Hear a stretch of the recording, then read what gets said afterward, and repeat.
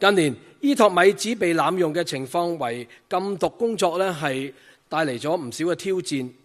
呢個反映咗毒品嘅形勢不斷咁樣演變，而拉人嘅課程亦都一定要與時並進，先至能夠全面有效咁樣去裝備學員。拉人課程除咗涵蓋咗領袖訓練、毒品包括咗依托米紙等等新興嘅毒品嘅相關法律同埋醫學知識、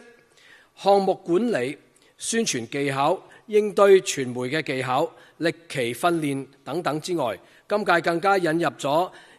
生成式嘅人工智能培訓，令到學員能夠再掌握一啲創新嘅科技，以製作更加具感染力嘅抗毒宣傳項目。